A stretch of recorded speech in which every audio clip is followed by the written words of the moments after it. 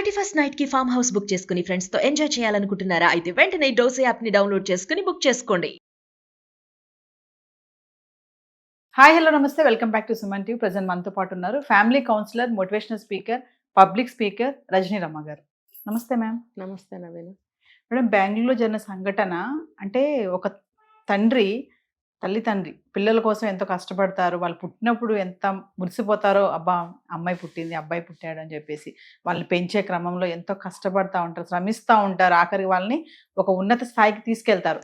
మరి అక్కడ దాకా వెళ్ళిపోయిన వాళ్ళు తల్లిదండ్రులు అనే వాళ్ళని చాలా నిర్లక్ష్యం చేస్తున్నారు. ఇప్పుడు బెంగళూరు జరిగిన సంఘటన చూసుకుంటే మరి మీతోటే మాట్లాడిపిద్దాం. అసలు ఏమనుకుంటున్నారు మేడం ఆ సంఘటన చూస్తే ఒకసారి? ఇది ఇంత దారుణం అనే చెప్పుకోవాలి. ఇంకా అంతకంటే ఏముంది ఇంకా వర్డ్. ఇంకా వాళ్ళకి ఒక మానవత్వం లేదా, బుద్ధి లేదా, జ్ఞానం లేదా అనే మాటలు సరిపోవు. వాళ్ళు ఏంటంటే ఒక్కటే నవీన, వాళ్ళ కోసం ఒకటి రెడీగా ఉంటుంది కాచుకొని కొంతకాలానికి. అది వాళ్ళ పిల్లల రూపంలో. తల్లిదండ్రులు మీరు అన్నట్టు కడుపులో పడిన దగ్గర నుండి కూడా తల్లి తండ్రి ఆ లోపల ఉన్న బిడ్డ కోసం ఎంతో శ్రమిస్తారు. ఇంకా మాట్లాడాలంటే వాళ్ళ తల్లిదండ్రులు కూడా ఈ బిడ్డ తల్లి కడుపులో ఉన్నప్పుడు తన బిడ్డ కోసం ఆ తల్లిదండ్రులు కూడా ఎంతో శ్రమిస్తారు.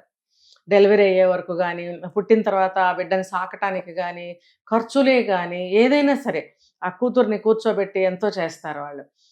అంటే అమ్మమ్మలు, నాయనమ్మలు తక్కువ, అమ్మమ్మలు మనకి ఎక్కువ చేస్తారు. అంటే ఇప్పుడు వీడు పుట్టబోయే వాడి కోసం ఎంతమంది సేవ చేస్తేనో, ఎంతమంది కష్టపడితేనో వీడు ఎదిగి ఒక స్థాయికి రాలేడు. కొంతమంది ఇళ్లలో అయితే ఇంకా అమ్మమ్మలు ఎంత వయసు వచ్చినా చూస్తూనే ఉంటారు.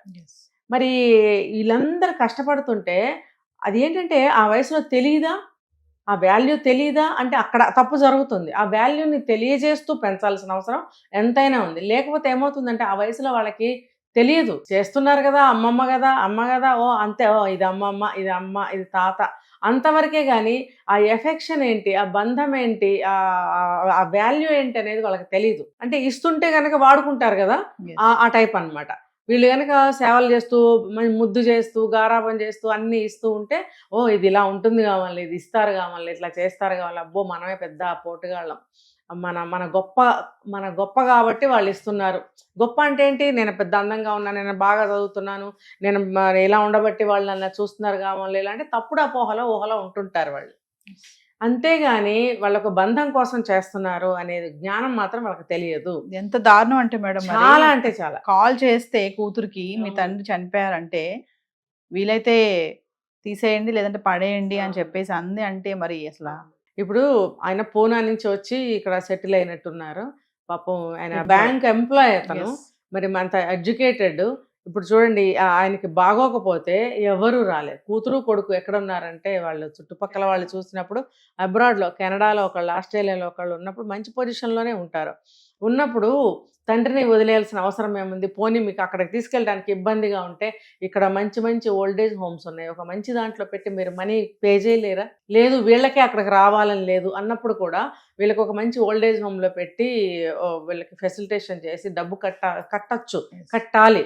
ఎందుకంటే వాళ్ళకి వీలు కాదు, ఈయన వెళ్ళటం ఇష్టం లేదని అన్నప్పుడు అలాంటి ఫెసిలిటీ ఒకటి చేసుకోవాలి.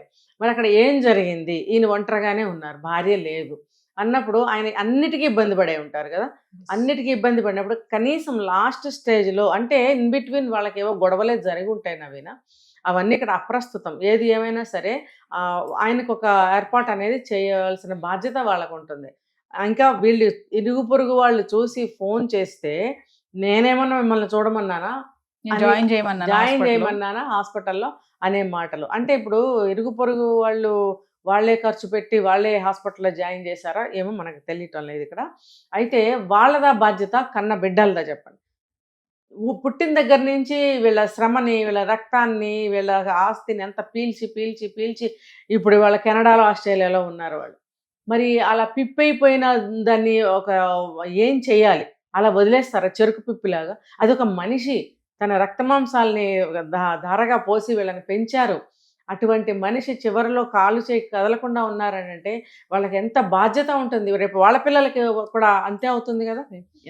ఏదైనా ఒక పెద్ద గొడవ అయింది, వాళ్ళ వైపు నుంచి ఏదైనా చెడు ఉంది అంటే అది వేరే విషయం. ఇక్కడ ఎక్కడ చెడు ఉందనేది మనకు తెలియటం లేదు. ఎక్కడ ఉన్నా ఎలా ఉన్నా సరే వాళ్ళని మెల్లగా ఒక దారిలోకి తీసుకురావాలి, మంచిగా చెప్పాలి, వాళ్ళకి ఒక చోట సెటిల్ చేయాలి. చివరికి ఆయన చనిపోయే ముందు వాళ్ళ ఫోన్ నెంబర్లు ఇస్తే వాళ్ళు రెస్పాండ్ కూడా అవ్వలేదు. రెస్పాండ్ అవ్వలేదు. చివరికి కూతురు రెస్పాండ్ అయ్యి, నాకు సంబంధం లేదు, నేనేమన్నా మిమ్మల్ని జాయిన్ చేయమన్నానా, మీరు చేస్తే చేసుకోండి, లేకపోతే వదిలేస్తే వదిలేయండి, నాకు సంబంధం లేదంటే, చేస్తే చేసుకోండి అంటే వాళ్ళు ఎందుకు చేసుకుంటారు? అంటే చేసుకోకపోతే అక్కడంతా న్యూసెన్స్ అవుతుంది, స్మెల్ వస్తుంది కాబట్టి మీది అవసరం మాకు కాదు అని అదనమాట దాని అర్థం. మీరు చేస్తే చేసుకోండి, లేకపోతే లేదు. అంటే తనకు కూడా ఉంటే ఒక 40 సంవత్సరాలు 50 సంవత్సరాలు అంటే అది మనిషి కాదా? ఆ కొడుకుగాడు ఎక్కడ ఉన్నాడో మనకు తెలియదు, ఆ అడ్రస్సే లేడు. మరి ఈ కూతురు పలికినప్పుడు ఇలాగైనా మాట్లాడేది, తనకి సంతానం ఉండే ఉంటారు, రేపొద్దున తనకి కూడా రెడీగా ఉంటుంది ఇదే సిచ్యువేషన్. ఇప్పుడు పిల్లలకి తెలియకుండా ఉంటుందా? ఇండియాలో ఒక తాత ఉన్నారు, లేకపోతే అమ్మమ్మ ఉంది అనేది వాళ్ళకి తెలుసు కదా. అమ్మమ్మ ఎప్పుడు చనిపోయిందో అది కూడా తెలిసే ఉంటుంది. ఇప్పుడు తాత ఒక్కళ్ళే ఉన్నారు, ఏంటమ్మా తాత పరిస్థితి అని వాళ్ళు అడగకుండా ఉంటారా? వాళ్ళకి ఏమేమి నువ్వు మభ్యపెట్టి చెప్తున్నావు, ఏమేమి అబద్ధాలు చెప్తున్నావు వాళ్ళకి రోజు నువ్వు, అవన్నీ వాళ్ళకి గుర్తుపెట్టుకోరా? ఒకసారి 2 సార్లు 3 సార్లు, లేదా ఒక సంవత్సరం, ఒక 2 ఏళ్ళు 5 ఏళ్ళు ఊహ వస్తున్న కొద్దీ వాళ్ళు పెద్దవాళ్ళు అవుతున్న కొద్దీ నిజానిజాలు వాళ్ళకి అర్థం కావా? అమ్మ అవాయిడ్ చేస్తుంది మాకు చెప్పడం అని చెప్పి వాళ్ళకి అర్థం కాదా? రేపొద్దున్న నీకు అదే సిచ్యువేషన్ ఎదురుగా రెడీగా ఉందని నీకు తెలియటం లేదా? ఇప్పుడు అమెరికాలో ఉన్నంత ఇంకా ఇండియాలోనే ఇంతంత మాత్రంగా ఉంటే బయట కంట్రీస్లో వాళ్ళు ఇంకెంత వాల్యూస్తో ఉంటారు. వాళ్ళు అసలు సర్టెన్ ఏజ్ వచ్చిన తర్వాత కాలుతో తన్ని వాళ్ళు బయటకు వెళ్ళిపోతారు. అప్పుడు వాళ్ళకి అర్థమవుతుంది.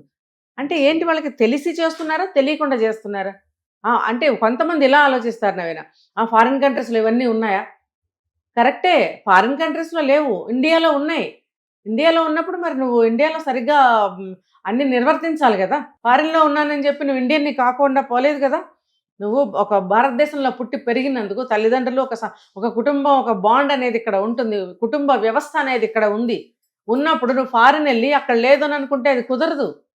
అలాంటి వాళ్ళు కనుక ఇండియా వస్తే ఇక్కడ ఉన్న వాళ్ళందరూ గుమిగూడి బాధ్యతలు పెట్టాలి. మామూలుగా ఇలాంటి సన్నివేశాలు మనం మూవీస్ లో చూస్తూ ఉంటాం కదా మేడం. రియల్ లైఫ్ లో ఇదే కాదు, గతంలో కూడా చాలా జరిగాయి ఇలా. అంటే మనం అప్పుడప్పుడు రీల్స్ చూస్తున్నప్పుడు కొన్ని చూస్తూ ఉంటాం. మీరు ఇందాక స్టూడియోకి వచ్చినప్పుడు నాకు రీల్ చూపించారు, ఒక కొడుకు తల్లిని కింద పడేసి ఎలా కొడుతున్నాడు. చాలా చూసాం మనం ఇలాంటి. అంటే రేపు అదే స్థితి వాళ్ళకు కూడా వస్తుంది కదా. వాళ్ళకు కూడా పిల్లలు చూడండి, వాడికి ఎదురుగుండా వాడి కొడుకు నిలబడి చూస్తున్నాడు. వీడు భూమి తవ్వి మట్టి తవ్వి తల్లిని పడేసి తల్లి మీద మట్టేస్తున్నాడు. వేయటమే కాకుండా అది ఎప్పటికి తవ్వాను, ఎప్పటికి ఆమెని పూడ్చాను, వాడు సహించలేకపోతున్నాడు. ఆ టెన్షన్ అంటే అంతసేపు వాడు ఓర్చుకోలేకపోతున్నాడు, బాగా కొట్టేస్తున్నాడు ఈ లోపల చచ్చిపోవాలని. ఇదంతా వీడి కొడుకు అక్కడ నిలబడి చూస్తున్నాడు. చూస్తున్నప్పుడు నీకు రేపు అదే గతి పడుతుంది కదా. ఏదైనా ఒక ప్రాబ్లం ఉంది అన్నప్పుడు అది వేరే విషయం. ఇక్కడ ఏం ప్రాబ్లమ్స్ ఉంటాయండి ఇలాంటి వాళ్ళకి? ఒక ముద్దే కదా అంత ముసలాళ్ళకి కావాల్సిందే, అది కూడా అడ్డమైపోయిందా? అంటే టైంకి కాకపోయినా ఎప్పుడొకప్పుడు ఒక ముద్ద వేయాల్సి వస్తుంది. నేను ఆ టైంకి ఎటో ఊరేగాలనుకున్నాను, ఈ ముసలిదానికి ఒక ముద్ద వేయాలి, అది ఆ పెళ్ళాం బాధ. ఆ పెళ్ళాం బాధ చూడలేక వీడు తల్లిని కొడతాడు. మనం ఎన్నో వీడియోలు చూస్తున్నాం మేడం, రీల్స్ చూస్తున్నాం. అంటే తల్లిదండ్రులు నిర్లక్ష్యం చేయడం, రోడ్ల మీద వదిలేయడము, ఇలా పట్టించుకోకపోవడం, కనీసం ఇన్ఫర్మేషన్ ఇస్తే కూడా తగలబెట్టండి లేదంటే పడేయండి అని ఆ కూతురు చెప్పింది. అంటే వ్యవస్థ ఎలా తయారవుతుంది, ఏం చూసి నేర్చుకుంటున్నారు, ఎలా తయారంటే ఫైనల్గా ఏం చెప్తారు మేడం? దీనికి అంతటికీ కారణం ఏంటంటే చాలా మంది అబ్రాడ్కి వెళ్ళిపోవడం ఒక కారణం.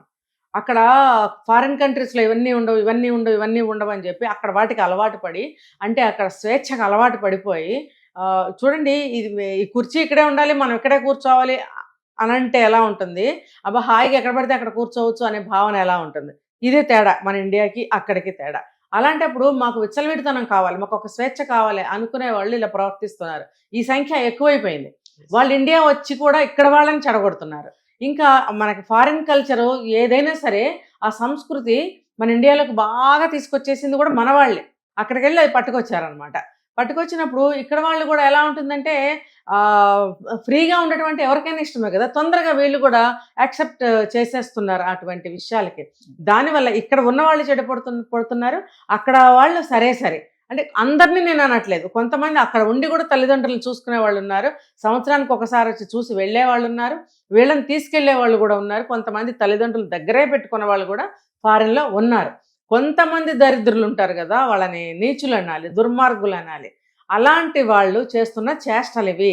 మరి అలాంటప్పుడు ఈ కొంత శాతం మంది బాధలు పడుతూనే ఉన్నారు కదా. ఏది ఏమైనా మేడం, రేపు ఇదే స్థితి మాకు కూడా వస్తుంది, మాకు కూడా పిల్లలు ఉన్నారు, మా పరిస్థితి కూడా ఇదే అనేది వాళ్ళు గుర్తుపెట్టుకోలేకపోతున్నారు అంతే. అసలు ఊహకి రాదు వాళ్ళకి. ఇప్పుడు నేను నా మొగుడు నా పిల్లలు ఒక మంచి కుటుంబం, మేము సంపాదించుకుంటున్నాం, మా పిల్లలు చక్కగా ముద్దుగా పెరుగుతున్నారు, మేము అందంగా ఆనందంగా ఎప్పుడు పడితే అప్పుడు తిరగటానికి, ఎప్పుడు పడితే అప్పుడు దొరలటానికి మాకు వీలు కావట్లేదు ఇంట్లో ఈ ముసలి పీనుగుల వల్ల ఒక్కటే ఆలోచిస్తున్నారు తప్ప వాళ్ళకి కావాల్సిన ఫెసిలిటీ చెయ్యి, వాళ్ళకి రిక్వైర్మెంట్స్ ఏమున్నాయో అవి ఇవ్వు, తర్వాత నువ్వు కూడా నీ లైఫ్లో నువ్వు ఉండవలసిన విధంగా నువ్వు ఉండు, ఎవరు కాదంటారు. అయితే ఇక్కడ మన ఇండియాలో కుటుంబ వ్యవస్థలో కొన్ని ఫాల్ట్స్ కూడా ఉన్నాయి నవీన గారు. కోడలు అనేదాన్ని ఒకటే రుద్దటం. ఈ మొగుడు అనేవాడు బాగా ఎక్కువ. మొగుడుతో పాటు అత్తమామలు ఉంటే అత్తమామలు, ఒకళ్ళు ఉంటే ఒకళ్ళు. వీళ్ళు ఏం చేస్తారంటే అందరూ ఒకటైపోయి ఈ అమ్మాయిని బయటదానిగా చూడటం వల్ల కూడా ఇది ఒక ప్రాబ్లం వస్తుంది. దానివల్ల ఏం చేస్తుందంటే తన పిల్లల్ని దూరం పెడుతుంది అనమాట. ఇవన్నీ నేర్చుకుని రేపొద్దున్న మళ్ళీ ఎక్కడ ఇంప్లిమెంట్ చేస్తాడో నా మీద అనే భయంతో తను అలా పెంచడం అనేది కూడా జరుగుతుంది. కాబట్టి కుటుంబ వ్యవస్థ గురించి, ఎథిక్స్ గురించి ఇప్పుడు పుడుతున్న పిల్లలకి ఈ జనరేషన్ నుంచి కనుక నేర్పించినట్టయితే నెక్స్ట్ తరంలో కనీసం కొంత బాగుపడే అవకాశాలు ఉన్నాయి ఈ వ్యవస్థ అనేది. Thank you.